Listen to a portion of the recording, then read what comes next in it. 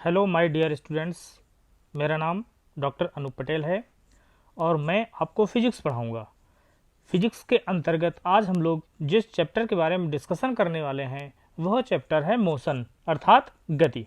ठीक है, तो गति को सीखने से पहले हम जानेंगे कि आखिर फिजिक्स क्या है। फिजिक्स की एक छोटी सी परिभाषा के माध्यम से हम लोग फिजिक्स के बारे में जानेंगे।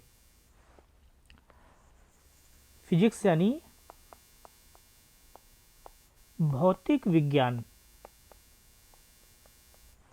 ध्यान देंगे, भौतिक विज्ञान विज्ञान की वह शाखा है जिसके अंतर्गत हम प्रकृति में होने वाली समस्त घटनाओं एवं उनके कारणों का अध्ययन करते हैं।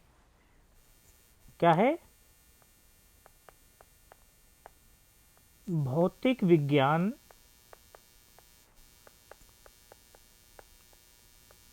विज्ञान की वह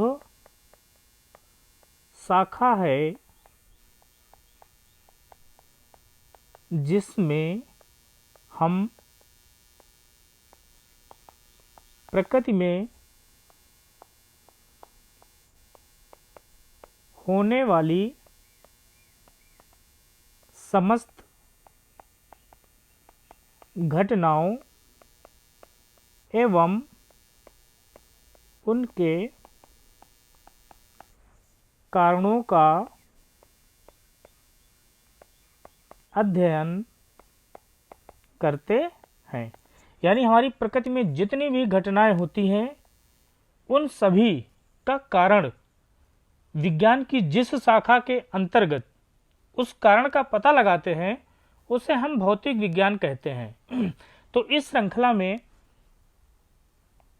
क्लास 9th चैप्टर 8 चैप्टर का नाम है गति, जिसके बारे में हम लोग चर्चा करने वाले हैं। ठीक है, तो किसी वस्तु की गति का पता लगाने के लिए हमें सर्वप्रथम पता होना चाहिए कि वस्तु की स्थिति क्या है। यानी वस्तु की स्थिति क्या है, हमें इसका आकलन होना बहुत जरूरी है। तो किसी वस्तु की स्थिति का पता लगाने के लिए हमने 8th में पढ़ा है निर्देशांक ज्यामिति। निर्देशांक ज्यामिति के तहत हम यह पता लगा सकते हैं कि किसी वस्तु की पोजीशन क्या है, उसकी स्थिति क्या है। जैसे हमको पता है कि निर्देशांक ज्यामिति में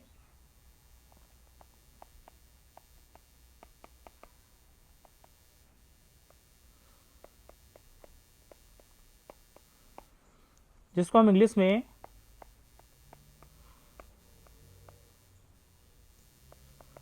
कोऑर्डिनेट सिस्टम कहते हैं।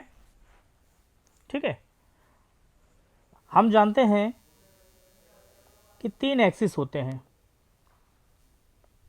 वो एक्सिस कौन कौन से हैं? एक्स, वाई और जेड। ठीक है, यह तीनों एक्सिस जिस बिंदु पर मिलते हैं उसे कहते हैं मूल बिंदु, ओरिजिन पॉइंट। ठीक है, अब सपोज दैट कोई वस्तु यहां पर है। ठीक है, तो इसके हम निर्देशांक लिख सकते हैं P X into P X and Y. ठीक है, ये इसके निर्देशांक बिंदु हो गए, यानी यह इस वस्तु P की स्थिति को दर्शाते हैं। माना कि कोई वस्तु है, ये वस्तु। अब देखो वस्तु क्या है, किसी भी चीज को हम वस्तु की संज्ञा दे सकते हैं। जैसे हम और आप भी कहीं न कहीं कोई वस्तु ही है। ठीक है, तो अब इस वस्तु की हम स्थिति का पता लगाएंगे। ये एक्स अक्ष एक्स एक्सिस और ये वाई एक्सिस हो गया। ठीक है, मान लिया कि यह एक्स एक्सिस में ये 3 है और वाई एक्सिस में ये 4 है। तो अब इसकी स्थिति क्या होगी? 3,4, यानी इस वस्तु की स्थिति क्या होगी? 3,4। ठीक है, अब यहीं से हम गति को परिभाषित करेंगे। कैसे परिभाषित करेंगे? ध्यान देंगे। यदि यह वस्तु समय के साथ अपनी स्थिति यानी पोजीशन में परिवर्तन कर लेती है, माना कि यह किसी क्षण यह अपनी पोजीशन को बदल के इस जगह पर यानी इस स्थान पर आ गई, तो मान लिया कि यह वस्तु अपने मूल बिंदु यानी ओरिजिन पॉइंट से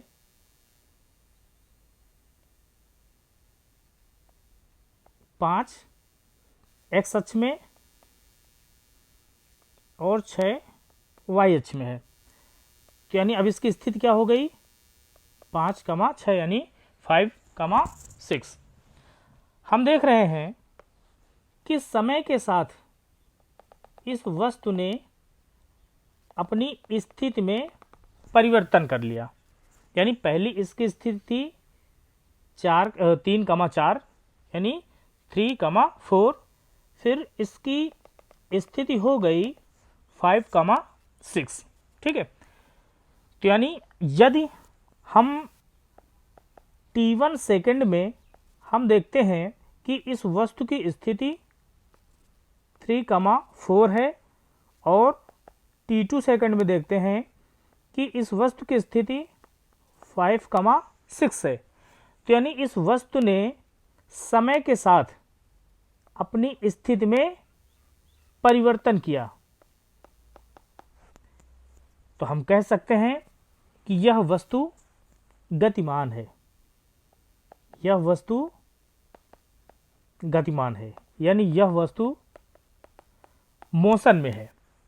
और यदि हम देखें कि यह t1 समय में 3,4 स्थिति में थी और t2 समय में भी 3,4 स्थिति में है, यानी हमने जिस पोजीशन पर इसको पहले देखा, कुछ क्षण पश्चात, कुछ समय पश्चात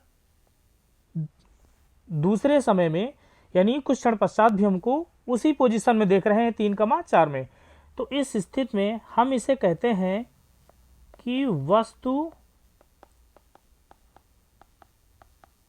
विरामावस्था अथवा विराम की अवस्था में है, यानी वस्तु एट रेस्ट, वस्तु एट रेस्ट यानी विराम की अवस्था में है। तो ये बात सबको समझ में आ गई।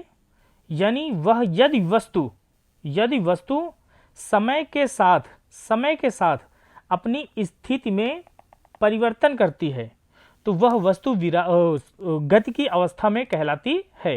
यानी यदि वस्तु समय के साथ साथ अपनी स्थिति में परिवर्तन करती है तो वस्तु गति की अवस्था अथवा मोशन की अवस्था में कहलाती है। यदि समय के साथ साथ वस्तु की स्थिति में कोई परिवर्तन नहीं होता तो वह वस्तु विराम की अवस्था में कहलाती है। सपोज दैट, जैसे माना कि कोई पेड़ है, यह समय के साथ साथ अपनी स्थिति में परिवर्तन नहीं करता, यानी इसकी स्थिति हमेशा वही रहती है, तो इसे कह सकते हैं एट रेस्ट। अब अगर बात करें अर्थ की यानी पृथ्वी की, तो हम देखते हैं कि जो हमारी पृथ्वी है वह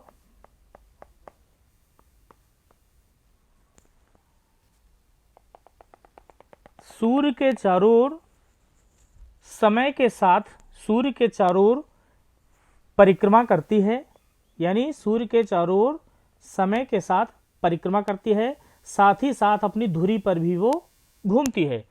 तो हम कह सकते हैं कि माना कि t1 समय में वह एक्स कामा वाई पोजीशन में है, हमेशा एज्यूम कर लेते हैं x1 कामा y1 पोजीशन पर है, और कुछ समय पश्चात यानी t2 समय में वह अपनी पोजीशन बदल के x2 कामा y2 पोजीशन में आ जाती है। तो हम देख रहे हैं कि पृथ्वी समय के साथ अपनी स्थिति में परिवर्तन कर रही है, यानी यह केवल हमने एज्यूम किया नहीं, हमने केवल कल्पना की है कि ये इसकी स्थिति पहले x1 y1 थी, बाद में स्थिति इसकी x2 y2 हो गई, यानी इसने क्या किया, समय के साथ अपनी स्थिति में परिवर्तन किया। तो हम कहेंगे कि हमारी जो पृथ्वी है वह गति की अवस्था में है, पृथ्वी हमारी गति की अवस्था में है। और यही तुलना अगर हम इस पेड़ से करें तो हम पेड़ में क्या देख रहे हैं कि किसी भी समय पर वह अपनी स्थिति में परिवर्तन नहीं करता, वह अपनी स्थिति पर वहीं का वहीं रहता है, यानी उसकी पोजीशन वही रहती है। तो यानी यह विराम की अवस्था यानी एट रेस्ट में होता है। ठीक है, तो आई थिंक यहाँ तक समझ में आ गया होगा। अब हम इसकी परिभाषा लिखेंगे।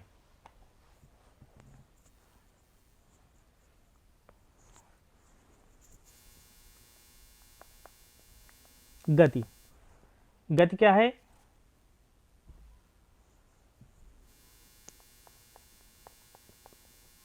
किसी वस्तु की समय के साथ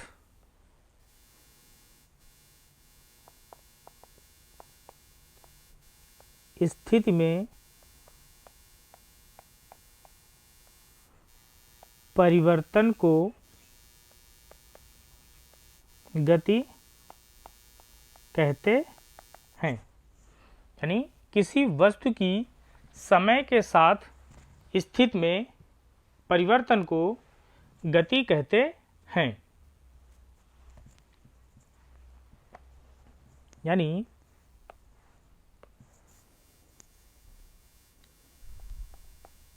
the change in the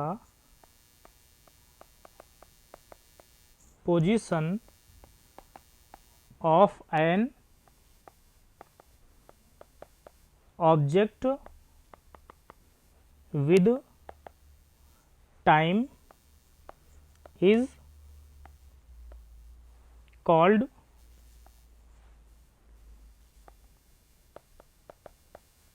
motion। Okay, यहां तक बात समझ में आ गई। अब एक महत्वपूर्ण बिंदु के बारे में हम लोग चर्चा करेंगे। इसके पहले फिर से एक बार समझ लेते हैं कि आखिर गति क्या है। किसी वस्तु की स्थिति का पता कैसे लगा सकते हैं? निर्देशांक ज्यामिति के अनुसार। निर्देशांक ज्यामिति यानी किसी वस्तु की स्थिति का आकलन करने में सहायक होती है। यानी जैसे एक्स वाई जेड तीन अक्ष होते हैं, तीनों एक्सिस में से किसी भी बिंदु की स्थिति क्या है हम इससे पता लगा सकते हैं। ठीक है, तो हमने सीखा कि किसी वस्तु की समय के साथ स्थिति में परिवर्तन को गति कहते हैं। ठीक है, अब इससे संबंधित कुछ मुख्य बिंदु हैं।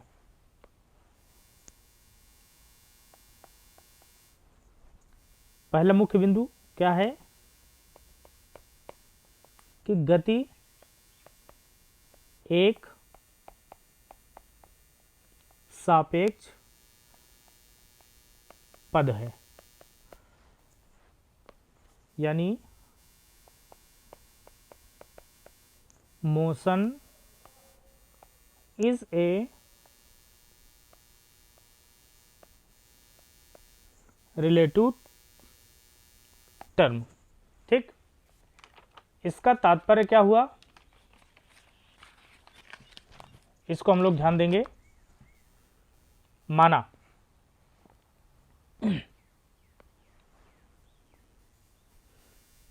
कि तीन लोग हैं, ए, बी और सी। ठीक है, ए व बी बस यात्री हैं। ये किसी बस में यात्रा कर रहे हैं। सी रोड में खड़ा हुआ व्यक्ति है। ठीक है,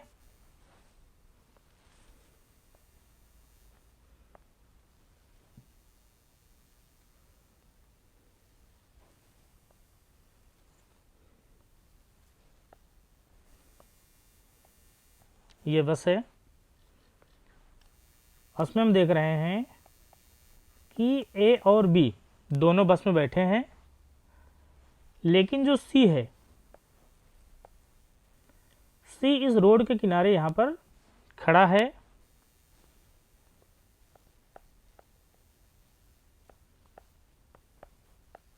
सी रोड के किनारे खड़ा है।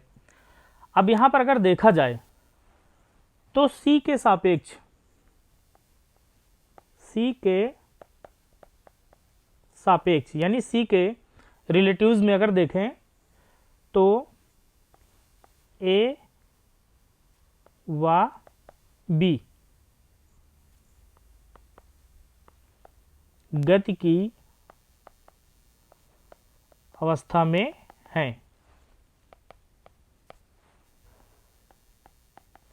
यानी ए व बी गति की अवस्था में है। किसके सापेक्ष? सी के सापेक्ष। ए के सापेक्ष बी विराम अवस्था में,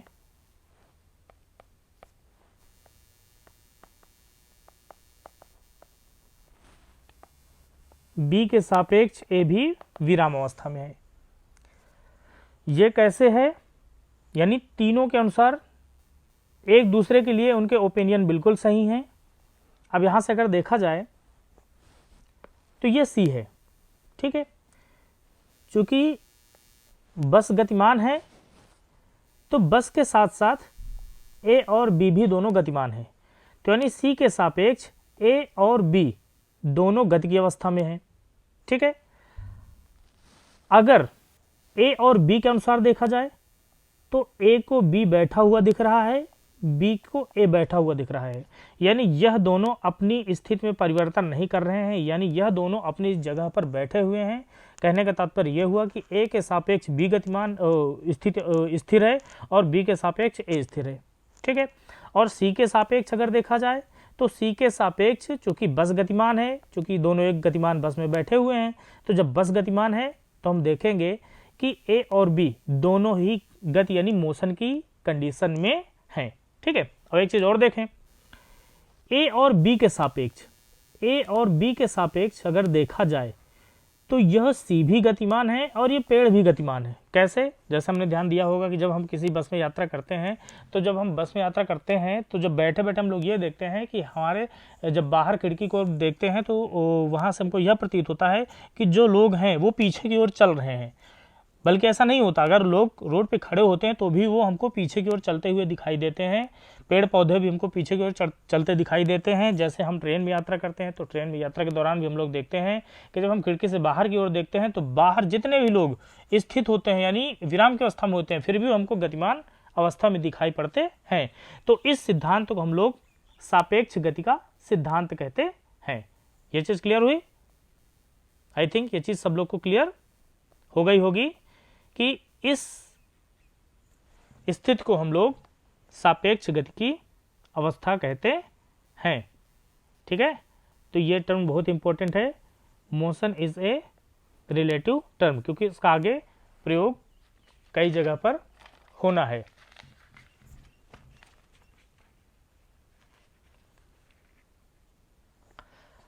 हाँ, अब आगे बढ़ेंगे, ध्यान देंगे कि किसी वस्तु की गति को परिभाषित यानी व्यक्त करने के लिए निम्न पदों का प्रयोग किया जाना है। मुख्य पद,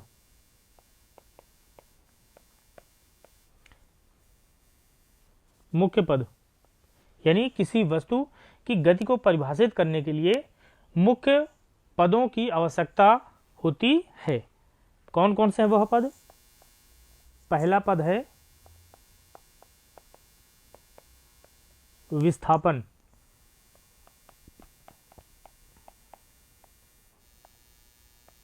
जिसको हम लोग डिप्लेसमेंट बोलते हैं। दूसरा पद है दूरी, यानी जिसको हम इंग्लिश में डिस्टेंस बोलते हैं। तीसरा पद है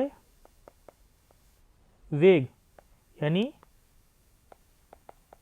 वेलोसिटी। चौथा पद है चाल, यानी स्पीड। पांचवा पद है त्वरण, जिसको हम लोग एक्सीलरेशन बोलते हैं।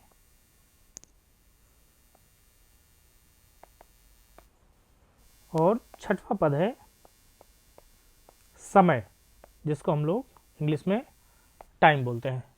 तो ध्यान दीजिएगा, इस चैप्टर को पढ़ने के लिए जो मुख्य पद हैं वो हैं विस्थापन, दूरी, वेग, चाल, त्वरण और समय, यानी displacement, distance, velocity, speed, acceleration and time. ठीक है। अब यदि इन सभी को आपस में जोड़ के समीकरण के रूप में व्यक्त किया जाए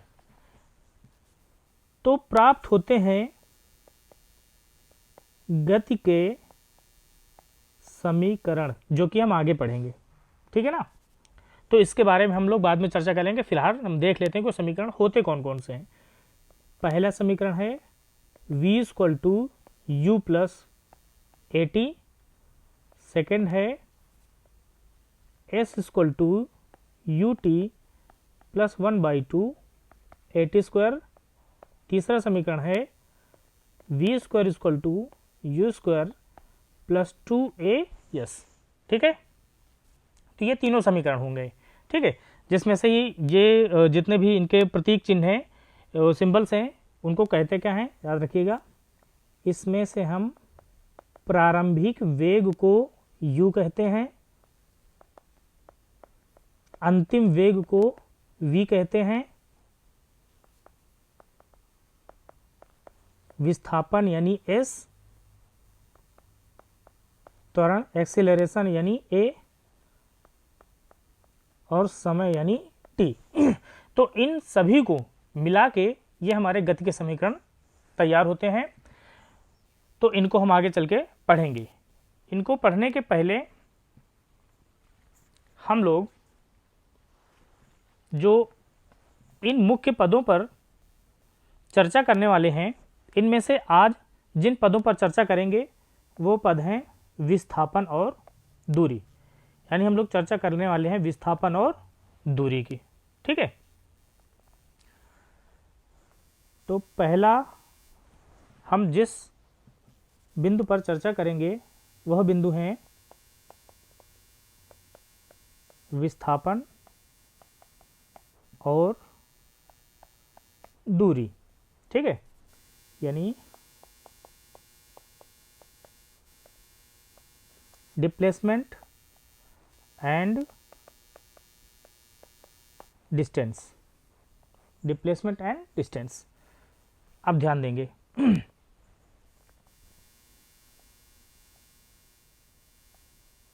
ये हमारा घर है। ठीक है। ये हमारा घर है, यानी हम लिख सकते हैं होम। यह हमारी प्रारंभिक स्थिति है। एक ऐसी स्थिति हमारी प्रारंभिक स्थिति, इसको हम लिख सकते हैं इंग्लिश में इनिशियल पोजीशन। ठीक है। ये हमारी प्रारंभिक स्थिति यानी हमारी इनिशियल पोजीशन हो गई। और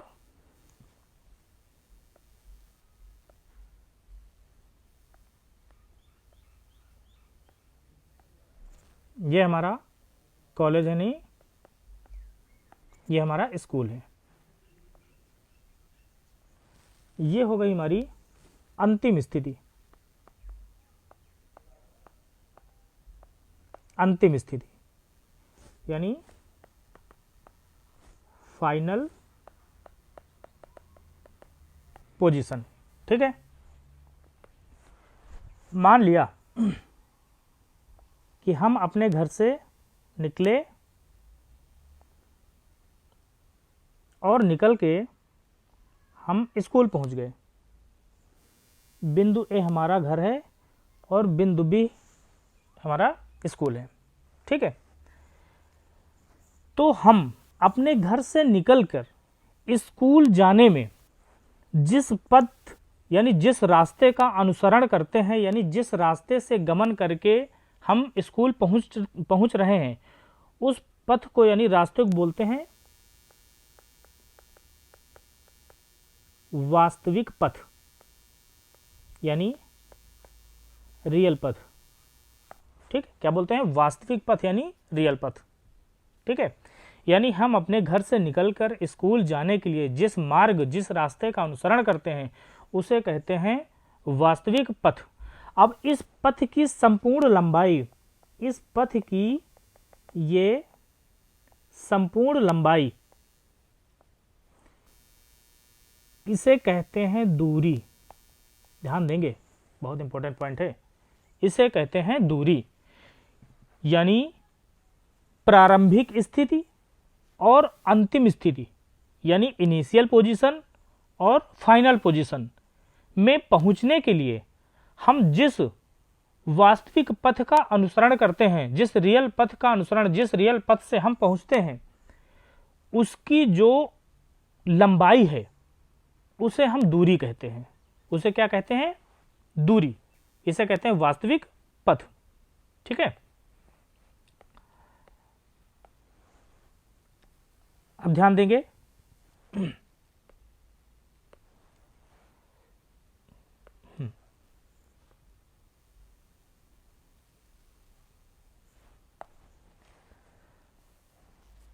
हमारी प्रारंभिक स्थिति यानी इनिशियल पोजीशन और फाइनल स्थिति यानी अंतिम पोजीशन के बीच जो शॉर्टेस्ट पथ होगा, समझ रहे हैं? लघुत्तम पथ। कैसा पथ? लघुत्तम पथ। लघुत्तम पथ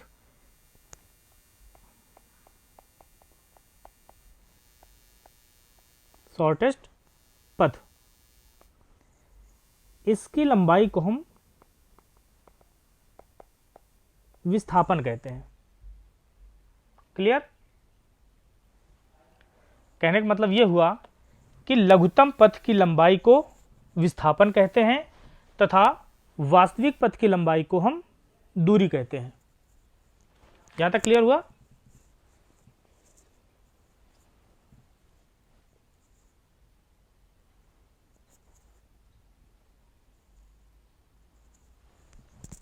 अब इनकी परिभाषाएं लिख लेते हैं। पहले हम परिभाषा लिखते हैं दूरी की। दूरी यानी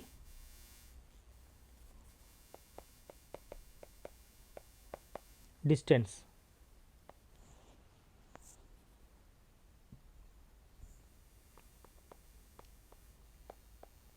किसी वस्तु की प्रारंभिक स्थिति तथा अंतिम स्थिति के बीच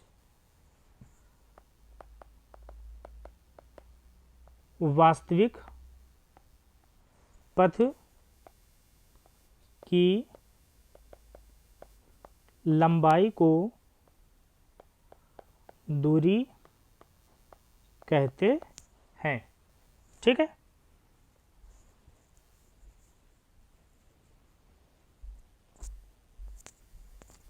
चलो इसकी इंग्लिश में परिभाषा क्या लिखेंगे? The length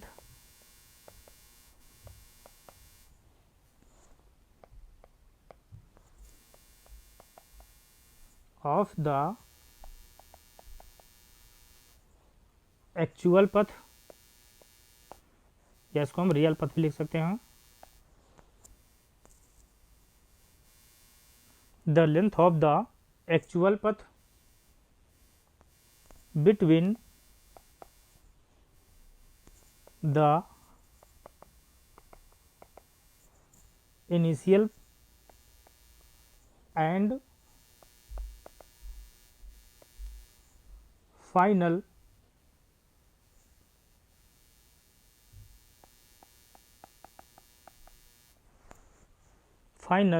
position of an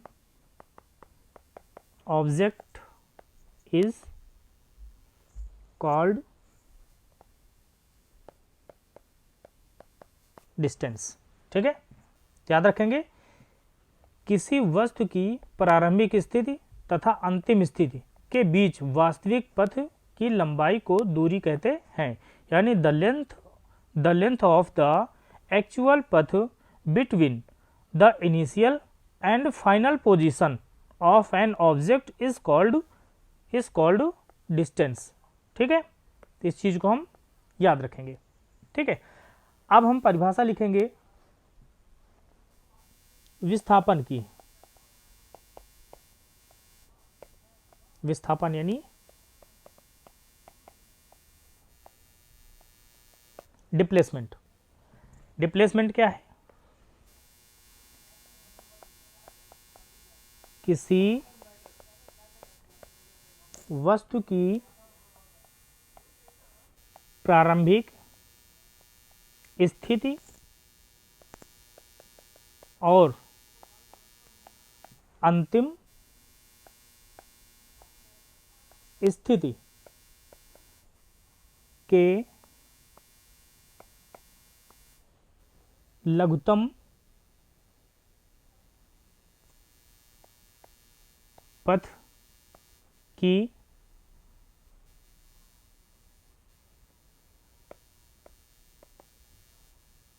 लंबाई को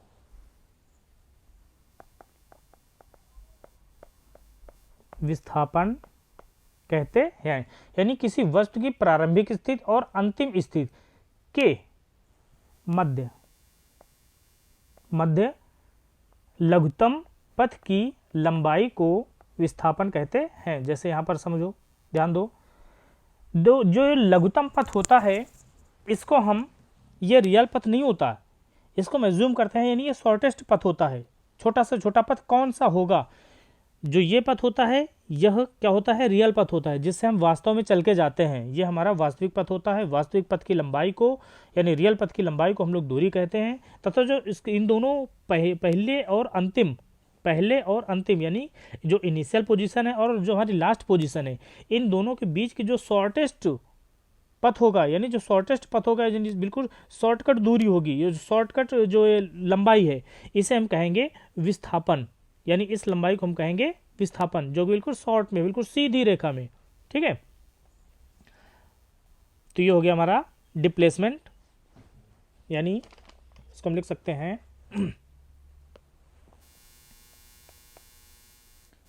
the length between the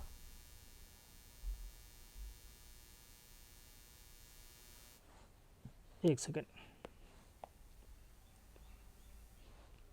the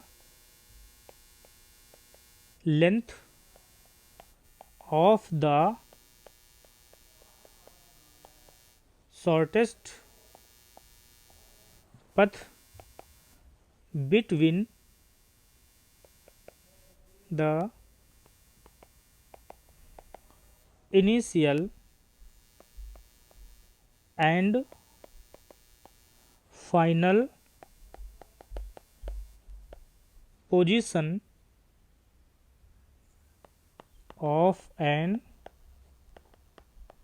object is called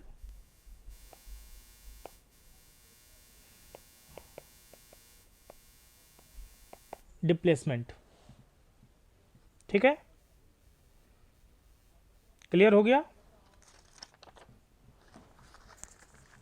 हाँ, अब इसमें कुछ मुख्य बिंदु हैं जिनको हम अभी समझेंगे। चलिए ध्यान दीजिए। मान लीजिए कि ये बिंदु ए है और ये बिंदु बी है, ठीक है।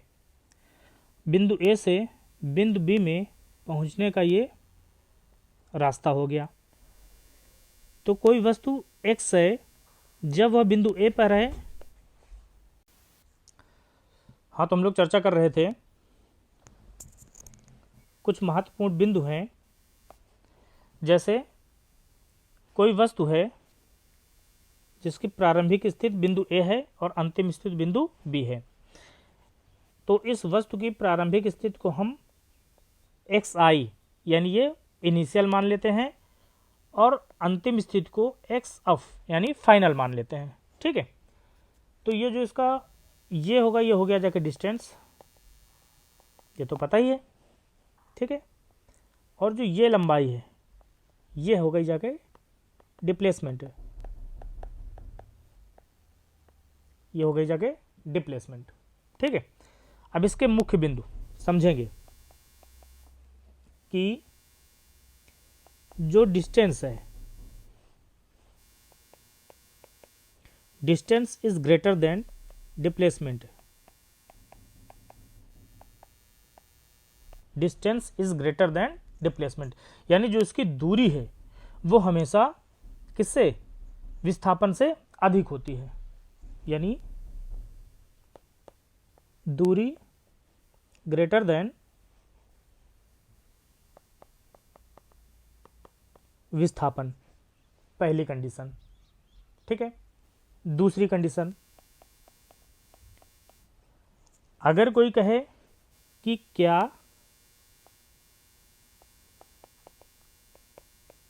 विस्थापन और दूरी समान हो सकते हैं, तो हाँ, बिल्कुल हो सकते हैं। कैसे हो सकते हैं वो समझेंगे। यानी डिप्लेसमेंट इक्वल टू डिस्टेंस कैसे हो सकते हैं, इस पर ध्यान देंगे। ये बिंदु ए है, ये बिंदु बी, xi xf यानी इनिशियल एंड फाइनल। कोई बिंदु ए से बिंदु बी में पहुंचने के लिए इस रास्ते का अनुसरण करता है। बिंदु ए से बिंदु बी में जाने के लिए इस रास्ते का अनुसरण करता है। तो ये हो गया जाके उसको वास्तविक पथ, यानी रियल यानी एक्चुअल पथ, ठीक है। तो यहां हम देख रहे हैं वास्तविक पथ की लंबाई, ए से बी तक जाने में वास्तविक पथ की लंबाई इस सीधे रास्ते के बराबर है। अब बात अगर डिप्लेसमेंट की जाए तो डिप्लेसमेंट भी सीधा ही रास्ता देखता है, यानी शॉर्टेस्ट पथ। तो इसका शॉर्टेस्ट पथ भी यही होगा, यानी इसका लघु मार्ग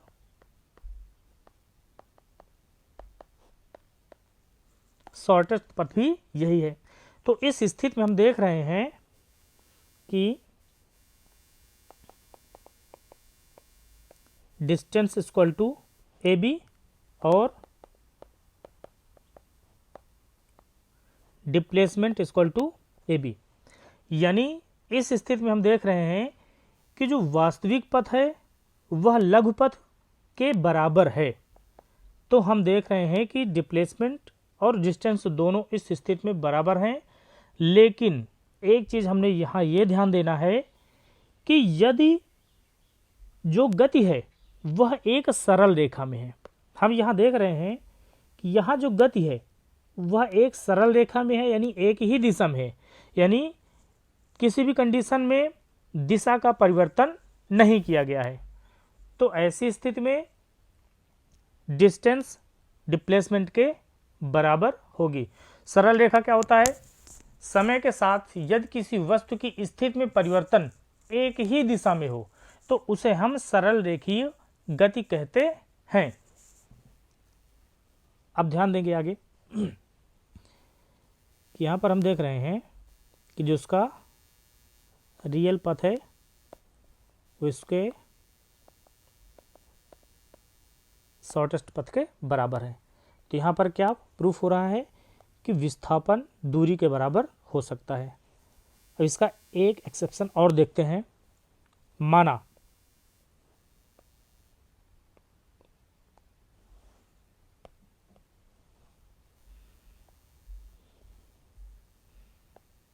कि कोई वस्तु है ए बी सी, ये बिंदु हो गए, वह ए से बी में गई, उसने अपनी दिशा को परिवर्तित नहीं किया।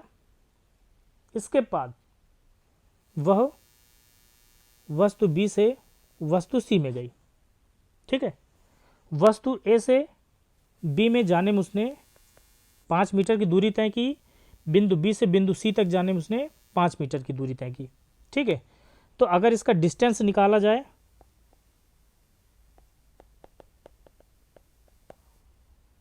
डिस्टेंस इक्वल टू हो जाएगा A B plus B C, यानी 5 + 5 यानी 10 मीटर। तो ये हो गया हमारा डिस्टेंस। और अगर बात डिप्लेसमेंट की जाए तो डिप्लेसमेंट का क्या तात्पर्य होता है कि शॉर्टेस्ट पथ की लंबाई, शॉर्टेस्ट पथ की लेंथ। तो अगर हम डिप्लेसमेंट की बात करें, डिप्लेसमेंट, तो डिप्लेसमेंट क्या होगा ए एंड सी। ये हो गया हमारा रियल पथ और ये हो गया हमारा शॉर्टेस्ट पथ।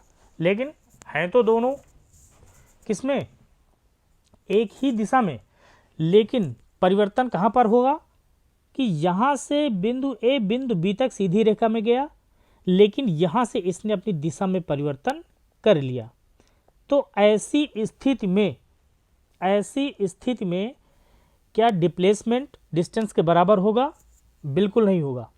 क्योंकि अब यहां से अगर AC निकाला जाए तो AC निकालने के लिए हमने पढ़ा है पाइथागोरस प्रमेय। तो पाइथागोरस प्रमेय में अगर AC की वैल्यू निकालें तो हो जाएगा, चूंकि देख रहे हैं कि सीधी रेखा में चल रहा है तो यानी ये 90 डिग्री होगा। 90 डिग्री है तो यानी हो जाएगा AB² + BC², यानी √5² + 5², यानी कहने का मतलब हो जाएगा √50, जिसका मान होगा 5√2। निकालने पर आ जाएगा 5 × 1.414, सॉल्व करने पर हो जाएगा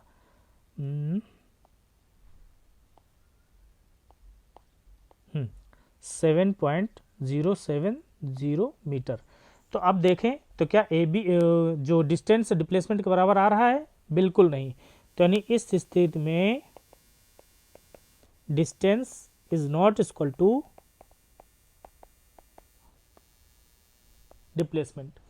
तो बताएं भाई, यहां तक क्लियर हो गया?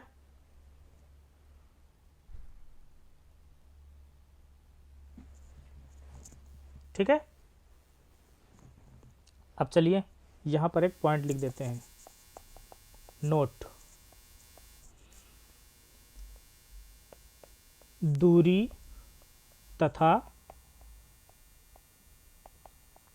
विस्थापन तभी समान हो सकते हैं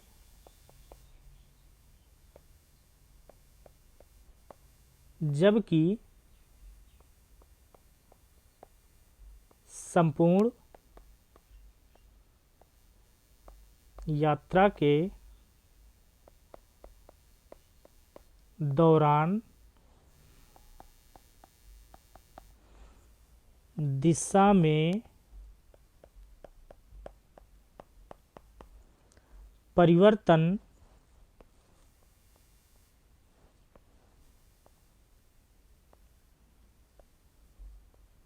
ना किया गया हो। गति एक सरल रेखा में हो। ठीक है, ये चीज क्लियर हो गई।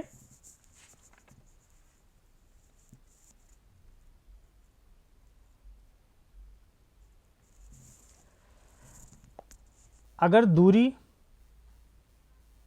और विस्थापन समान होने की कंडीशन है तो कहने का मतलब गति हमेशा एक सरल रेखा में होती है। बाकी नॉर्मल कंडीशन में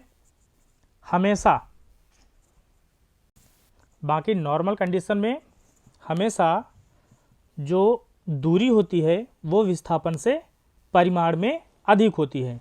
यानी परिमाण का कहने का तात्पर्य हुआ, ये जो वैल्यू है ये है हमारा परिमाण यानी वैल्यू। ठीक है, तो जो हमारा डिस्टेंस है वो डिप्लेसमेंट में हमेशा क्या होता है, डिप्लेसमेंट से अधिक होता है। यानी यहाँ पर अगर देखा जाए तो 10 metre is greater than 7.07 metre. ठीक है, तो यहाँ पर हम देख रहे हैं कि जो डिस्टेंस है वो डिप्लेसमेंट से अधिक है। अगर यदि गति संपूर्ण यात्रा के दौरान एक सरल रेखा में है तो क्या होता है कि डिस्टेंस डिप्लेसमेंट के बराबर होता है। तो यहाँ तक आई थिंक सबको समझ में आ गया होगा। आज का हमारा बहुत ही महत्वपूर्ण टॉपिक था। अब इसके आगे हम चर्चा करेंगे